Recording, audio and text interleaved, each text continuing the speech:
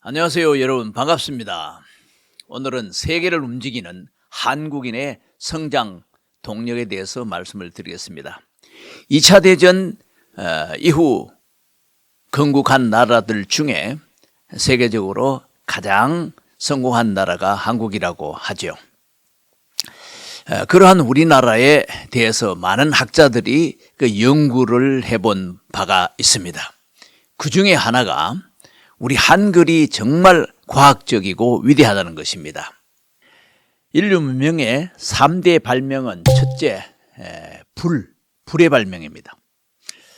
두 번째는 바퀴의 발명이라고 하죠.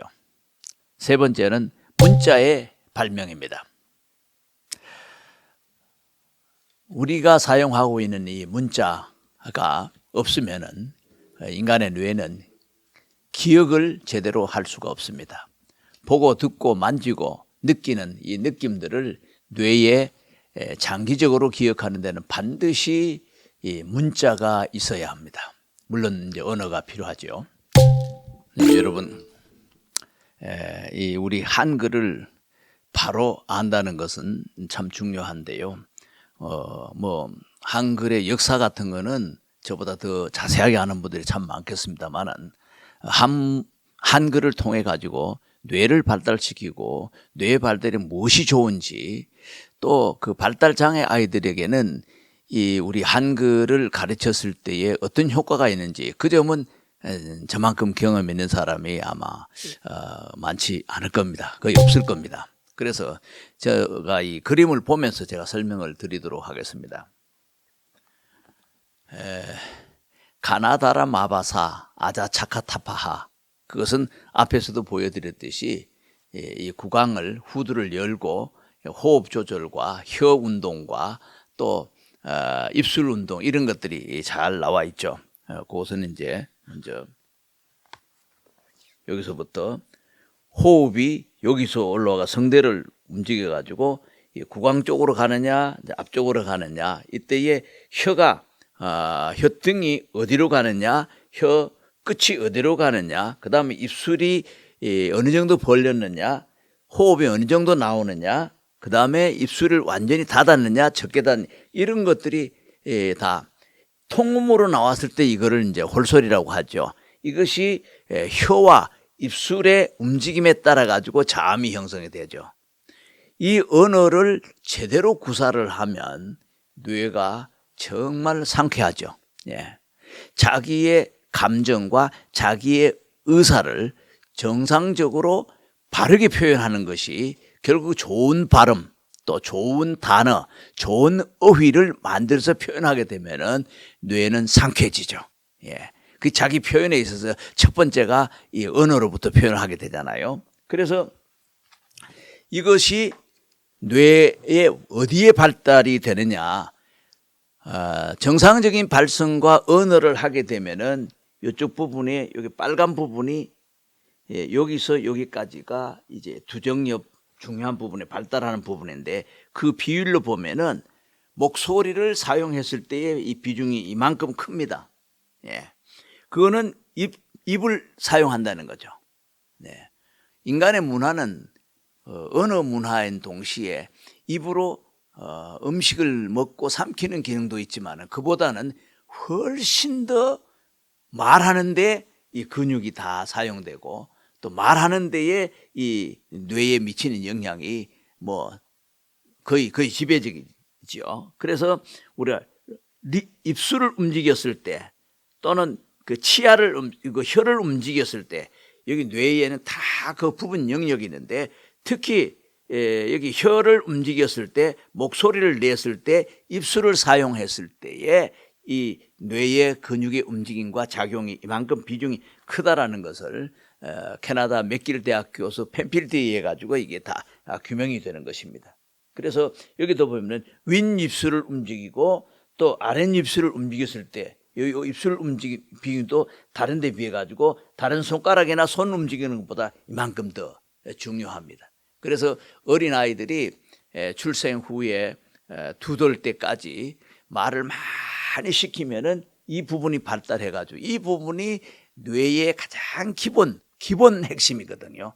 이것이 돼야만이 모든 사물에 보고 듣는 거를 언어를 통해 가지고 저장할 수 있지 않습니까? 그래서 언어는 2년 배워서 평생 써먹는 거죠.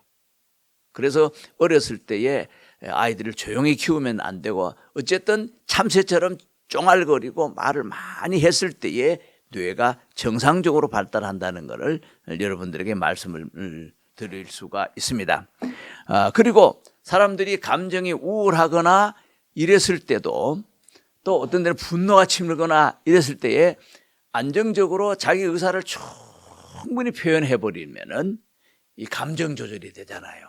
그 언어라는 거는 뇌에 여러 가지 얽히고 설킨 이런 것들을 언어가 재해석도 하고 어레인지 정리도 해주기도 하고, 그리고 언어를 바르게 선택을 하고 결정을 해서 좋은 행동을 만드는 데 있어 가지고 이 언어의 역할, 문자의 역할이 참 중요한 것이거든요. 언어 중에는, 문자 중에도 우리말 외에도 대표적으로 이제 그 영어가 있죠. 영어가 있고, 그 다음에 중국어가 있죠.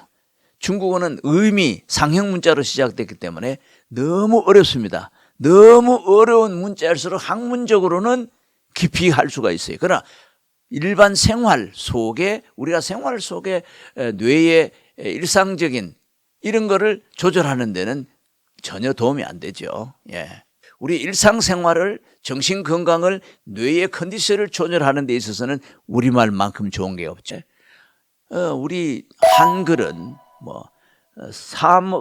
399억 개의 음절을 표현할 수 있다고 하잖아요. 동물 소리도 다 표현하고, 다른 나라 언어들은 동물 소리를 표현하는데 한계가 있는 게 많은데 우리는 무궁무진하죠. 우리 국문학이 이제 발전을 많이 하고 있습니다만은 영어권과 같이 들어오면서 너무 영어권으로 쏠린 현상이 있는데, 그건 바람직하지 않고, 우리 글은 과학적으로 봤을 때는 영어보다 더 과학적이고 뇌과학적으로 봤을 때는 더 좋은 거예요. 요즘 외국인들이 우리 방송 프로그램에 나와서 재미있는 프로그램을 참 많이 하더라고요. 그 중에 한 사람이 샘 해밀턴이라는 그 호주 사람인데, 이 사람이 그 영국 남자라는 프로그램에 나와서 한 얘기인데, 영국 고등학교 학생들이 한글 읽는 법을 몇십 분 만에 배워가지고 한글을 쭉쭉 읽게 되었다는 겁니다. 그것도 놀라운 사실이죠.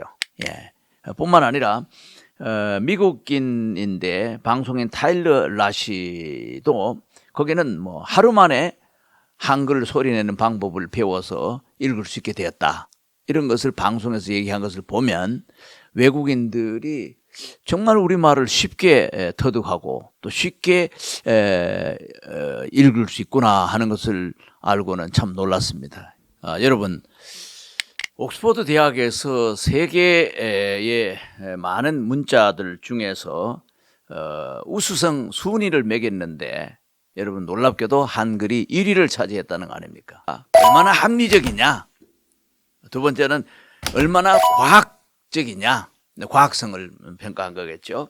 그러면서도 얼마나 독창적이냐, 세계 여러 문자들을 봐도 우리나라 문자만큼 이 독창적인 그런 요소가 잘 안 보죠. 완전히 특이하죠. 그리고 세계인들이 영어 외에 공용어로 사용했으면 가장 좋다고 판단되는 언어가 역시 한국어가 1위를 차지했다는 겁니다. 세계의 문자학자들이 한글을 높이 평가하여 이르기를 인류가 쌓은 최고의 업적 중 하나라는 찬사를 아끼지 않았습니다. 특히 영국의 언어학자 제프리 샘슨은 한글은 의문의 여지 없이 인류가 만든 가장 위대한 지적 산물 중 하나임에 틀림없다고 말씀을 했습니다. 노벨 문학상 수상자인 그 펄벅 여사도 그런 말을 남겼습니다. 한글은 세계에서 가장 훌륭하고 단순한 글자이며 자음과 모음을 조합하면 어떤 음성 언어도 표기할 수 있다라고 말했습니다. 네. 그러면 뇌과학적인 측면에서 언어는 어떤 의미가 있느냐? 세종대왕이 만든 이 언어는 정말 언어과학입니다. 또 언어학자들은 그럽니다. 뇌과학이 곧 언어과학이다라는 말을 사용하고, 인간의 뇌는 지식과 정보의 이름표를 붙여서 뇌에 기억하기 때문에 그렇습니다. 그래서 인간의 뇌는 언어를 통해서 기억을 할 뿐만 아니라 그것을 회상하면서 생각하면서 아이디어를 만들고 지혜를 창출해냅니다. 만약에 언어가 없다면 이것은 불가능합니다.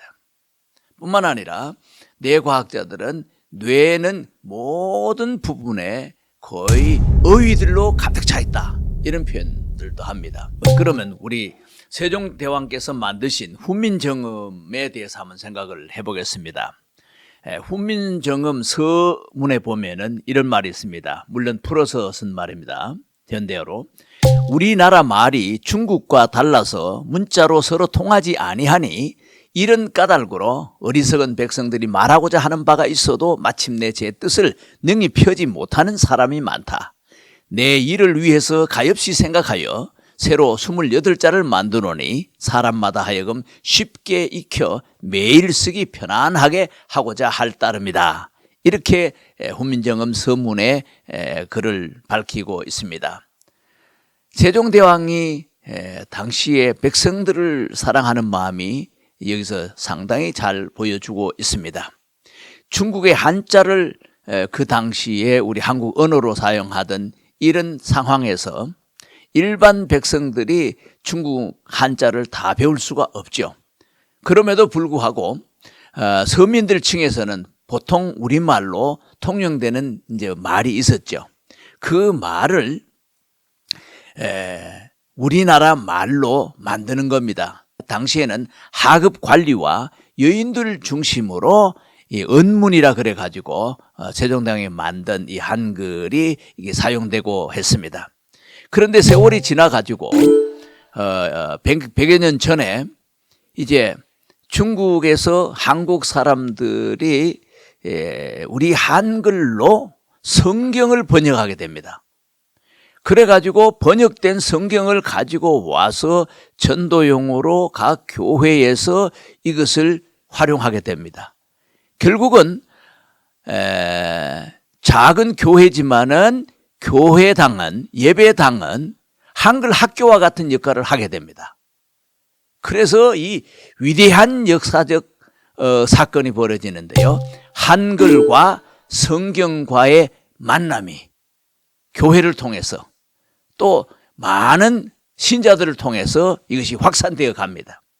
이 엄청난 한국의 위대한 역사가 시작되는 것이었습니다. 어떤 사람들은 문자를 모르기 때문에 찬송가에 나오는 1장, 2장, 3장은 아주 간단합니다. 이것을 항상 노래를 부르다 보니까 그 노랫말과 문자를 연결시켜 가지고 한글을 터득한 사람들도 상당히 많았습니다. 참 재미있는 사건이죠. 이제 어떤 사람은 그렇게 얘기를 해요. 하나님이 주신 최고의 선물인 성경과 인류가 만든 최고의 업적, 최고의 업적, 그것이 바로 한글 성경이다, 이렇게 말을 할 수가 있습니다. 영국이 영어로 성경을 번역해서 가르치고 세계를 지배하는 그런 민족으로 거듭나지 않았습니까? 물론 학문적으로 독일도 마찬가지입니다. 독일도 자국의 언어로 성경을 번역하고 열심히 가르침으로 인해 가지고 세계에 학문적으로 뛰어난 그런 업적을 남겼는데, 참 감사하게도 우리나라에는 한글로 번역된 성경을 통해 가지고 위대한 세종대왕이 만든 이 한글이 빛을 보게 된 것입니다.